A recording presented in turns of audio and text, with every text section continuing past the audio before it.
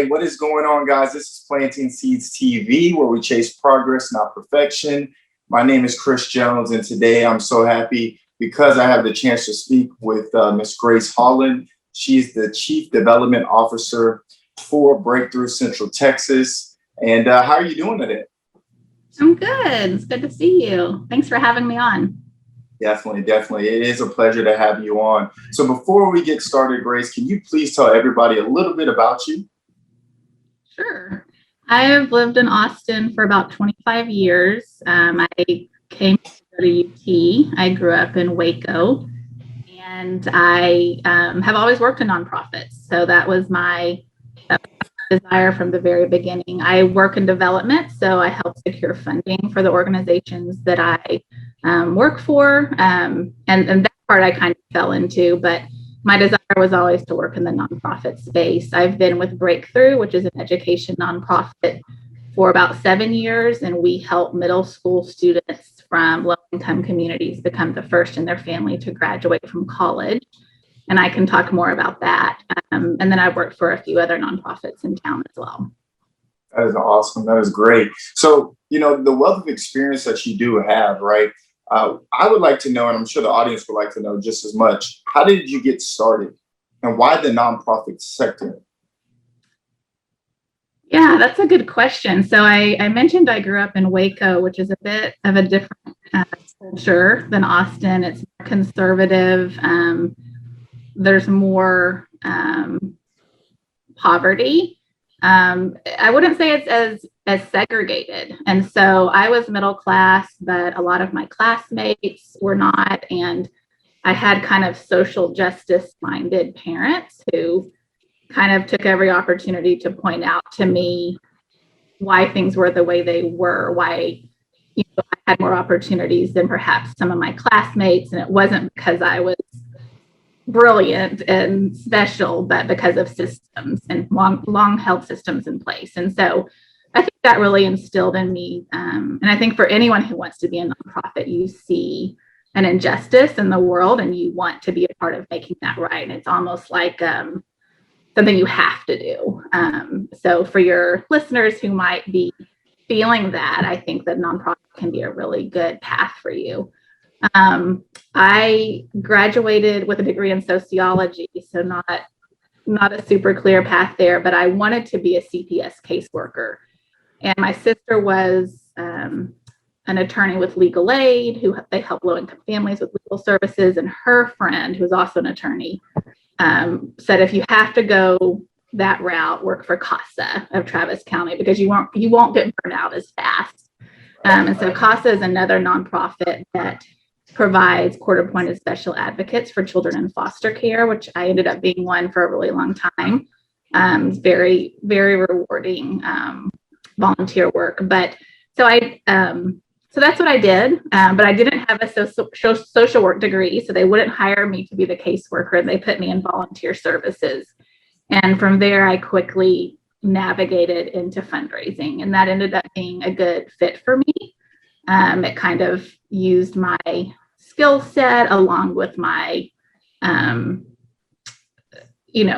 desire to be in the nonprofit space in a way that worked well for me and that I think has benefited organizations that I've served. So. That's awesome. That is great. Now, you gave us a little bit of backstory on your childhood, growing up, things like that. You said your parents were social justice, things of that nature. Where did the passion root from for you to want to be in the nonprofit? Was it with your parents? Was it something that experience that occurred in your life? I think it was really in school. At the schools I went to, this was during the 80s and 90s, so busing was the thing at the time. And so I went to school with a lot of students who were Black, Hispanic, a lot of students who were from lower income communities. And I just could see how I was treated differently. Even as a child, I could see it. And I think that was reinforced by my parents. But it was something that I just picked up on really early on as a kid, and it really stuck with me. And so it was something that that I wanted to do something about when I got old enough to be able to do so. Excellent. That's awesome. So you initially got your degree in sociology. And of course, I had to do my research when I'm interviewing people. I believe UT is where you went to school? Yes. Longhorns. Awesome. Very cool. So, after you graduated from school, like you said, you went for social work. Is that what you wanted to do when you graduated? Is it something that you wanted to do before you went to UT? When did you make that decision? I was pretty sure I wanted to do social work. The reason I got a sociology degree is because my dad begged me not to get a social work degree. He thought at least sociology is a liberal arts degree. There could be more flexibility there. And he ended up being right. I think I'm probably better suited in the space that I'm in. I did do some direct client work in college through internships, and I loved it, and also don't think I would be made to do it long term. So I think that's one thing to know about nonprofits is they're just like a business. You have the really gifted and passionate individuals who work directly with clients, but you also have operations, you have marketing, you have the fundraising side. There's a lot of different, depending on the kind of nonprofit that you're working for, there's a lot of different skill sets that you can bring to the table beyond just being a social worker or doing direct client work. Okay, great. And with the title that you have currently with Breakthrough, how did you rise to that position? Was it when you got to Breakthrough, were you in a different position, or was it from previous experience in other nonprofits that elevated you to the position you're at now? Yeah, this is the position I've had the whole time at Breakthrough. I started out I was at Hospice Austin for 10 years, and I started out in events, and I really just got lucky, to tell you the truth. My director moved to England, and she recommended me to take her position. I was very young. I was in my mid-20s, but the executive director of Hospice Austin just decided to take a chance on me. And so I was able to be in that director position very early on and really learn a lot. And in nonprofits, some call it chief development officer, some call it development director, but it's whoever is leading your funding, revenue, and usually communications services. And so same position. It was just for me, I was interested in moving into the education space, but I wish there was something really, outstanding that I did, but I think that I just got really, to be honest with you. That's awesome. Now you talked earlier about it being a business. A nonprofit is run very similar to how a for-profit business is run. Are there any differences as far as the day-to-day activities, or what are the similarities? Could you explain that for us? Sure. So I think the similarities is that you have a mission, just like you do with a business. You have to make payroll, so you need revenue coming in. No one's working for free. So in that way, it's like a business, because you want people working for the nonprofit. You've got smart, talented folks, and you want them to be able to provide for their families and not be struggling themselves when they're trying to do something to really help other people. So there's that piece of it. There's the operations piece of it. So, all of that I think is very similar. I think what's different, and this is coming from someone who's never worked for a for-profit, so I have limited expertise, but I know that businesses have integrity. But when you work for a nonprofit, your integrity has to be beyond reproach, and you don't answer to yourself. You don't answer to the boss. You don't answer to the wealthy shareholders. You answer to the community. So the community is your shareholders. Everything you do has to be transparent. And any decision that's made has to be made with the utmost integrity, and it has to be made with the best interest of your client or whoever you are serving in mind. And there's no exceptions to that. And so I think that is a little bit different. You'll find, I think, more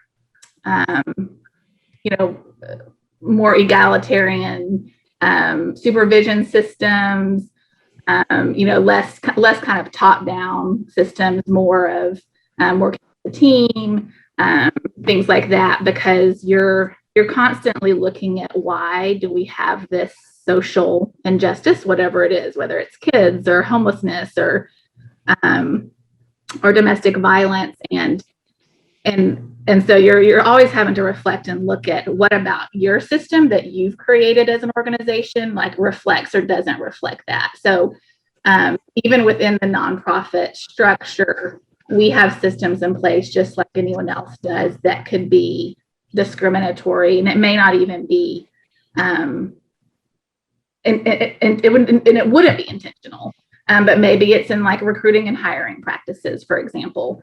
You know, a nonprofit HR person might be just like a for-profit in that they, you know, recruit the people they know.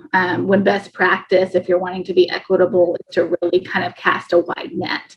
So that's just kind of an example of where nonprofits should be different, and yet we're all human, and so we're all kind of trying to do better together. But I think when you work at a nonprofit, the expectation of that is higher. And again, that's some people who work for profits may take offense to that, and I would understand that. But that's just my perception. Definitely. Now, the role that you play at Breakthrough, first and foremost, can you tell everybody what is the mission of Breakthrough Central Texas, and what do you guys do? Yeah, my favorite thing to talk about. So Breakthrough exists because in Central Texas, despite it being a high-tech town with incredible wealth in some pockets, we have the lowest college graduation rate in the state for low-income students. So of middle school 8th graders in our area who happen to come from a low-income background, only 8% are going on to get a post-secondary degree of any kind, and that's 2-year, 4-year, or certificate. So that means 9 out of 10 of those kids are going into a workforce that is, you know, right or wrong at this point in time, a workforce that to make a living wage requires some sort of post-secondary credential, and they don't have it. And the system has failed them essentially. So our goal is to change that. We, you know, to a certain extent are working within the system, but we're hoping by creating more and more college graduates that they are empowered and, you know, to really change the system.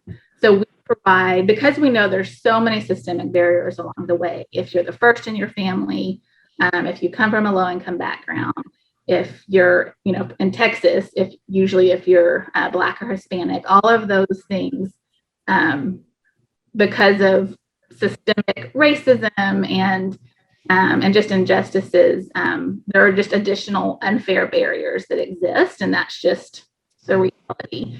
And so what we do is we start with a student in 6th grade, because we know that in middle school is where a student's path diverges. So when we go in 6th grade and ask kids who wants to go to college, almost all the hands raise up. But it's really in middle school where those paths start to diverge and more of those hands start to come down. So that's why we start as early as we do. And we provide really rigorous academic summer programs. We provide year-round programs. We provide personalized advising. And then in high school, it really becomes about preparing for and getting into college. And even once they get into college, we stay with them for 6 years. So either until they graduate or until 6 years after high school. Because when you go into college, you may have made it in, but there's major challenges with, you know, financial aid for all students, but especially for our students. There's challenges with imposter syndrome. There's challenges with academics. So lots of opportunities to not make it. And so we provide each of our students with a professional mentor that sticks with them through that process to make sure that they do actually graduate from college. And ultimately, our students are graduating at 7 times the rate of their peers. And so our students are graduating at a higher rate than students from low-income communities, all students, and on par with students from high-income backgrounds. Yeah, that is great to hear. You said a wealth of information that is helpful for people. And I definitely think that that is true. Students that are in middle school or high school, you see the transition or the thought process of going into college, or if that's even a thing. Sometimes it's them being in their own head. Sometimes it's family, friends telling them, or the fact that they've just never seen what college looks like or what are the benefits of college. And of course, you take into what we're going through as far as our economy and things like that, and people's viewpoint on college has changed substantially. But that is awesome to see the growth of students and the success rate that you guys have provided.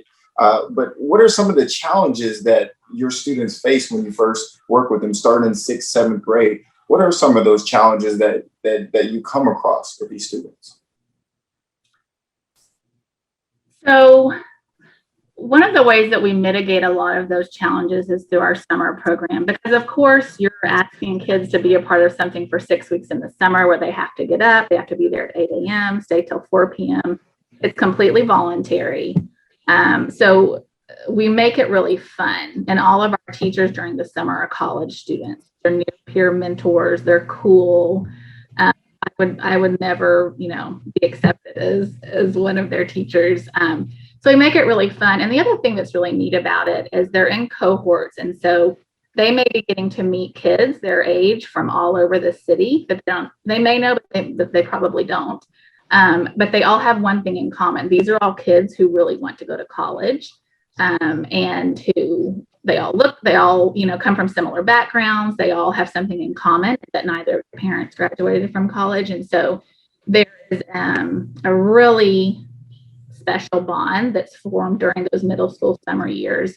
And that honestly helps with a lot of the challenges that we face in terms of, engaging kids in the academics, making sure that they're enrolling in the right prerequisite classes, helping them with their test prep, with their college applications, with the financial aid, all those things that require additional effort and support.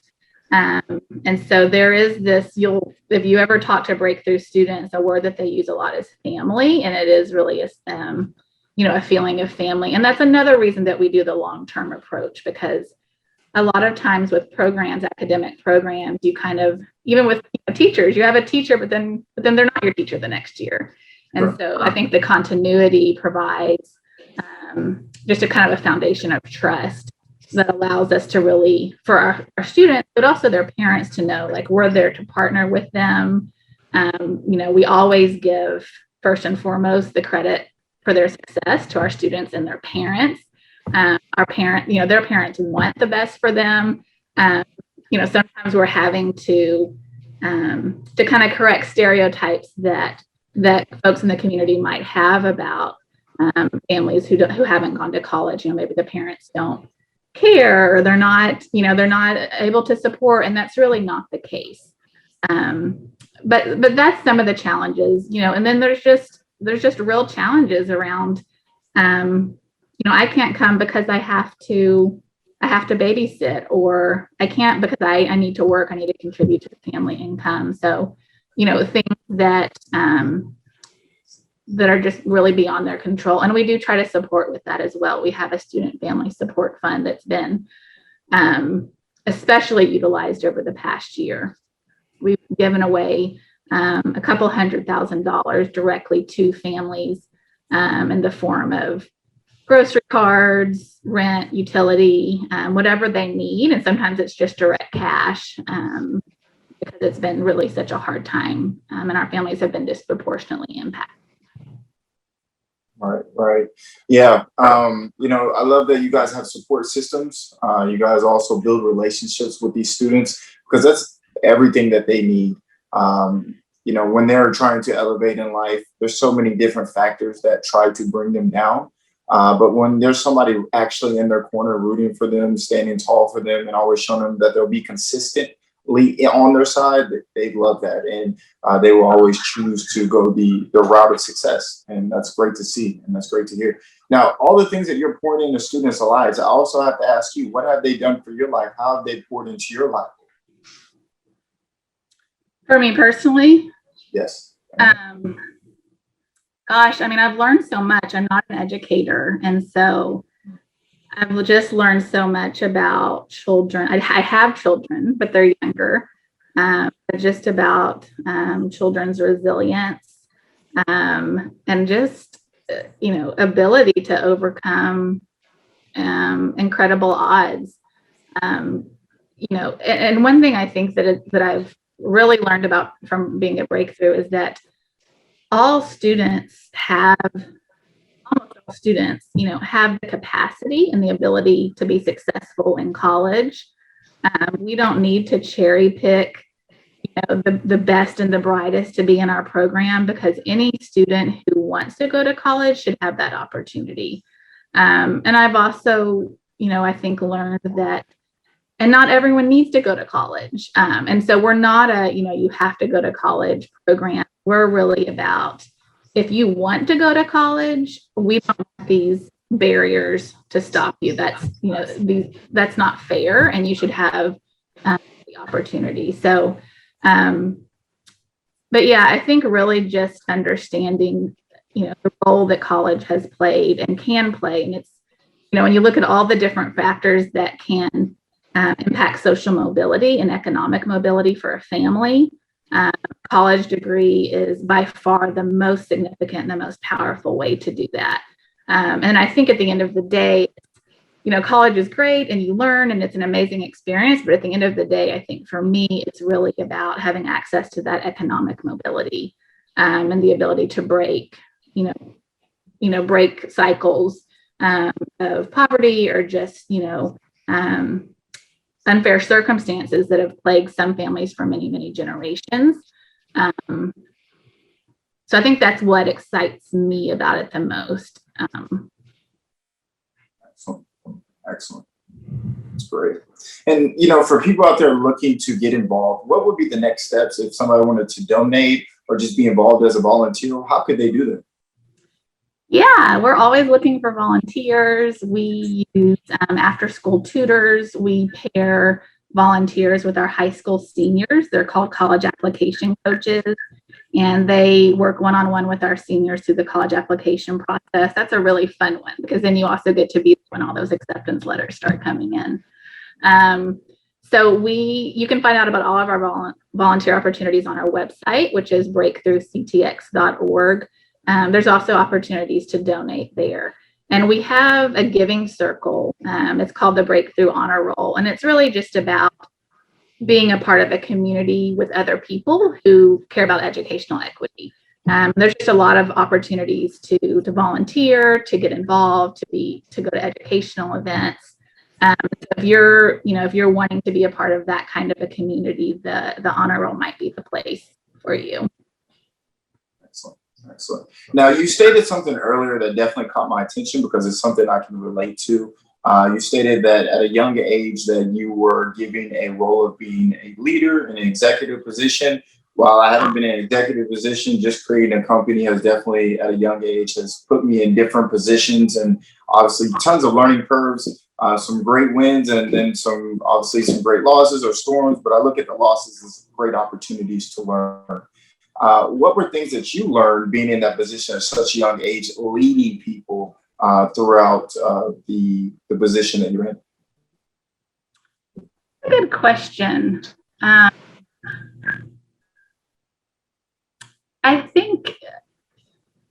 think I've learned how to balance believing in myself and also humility at the same time.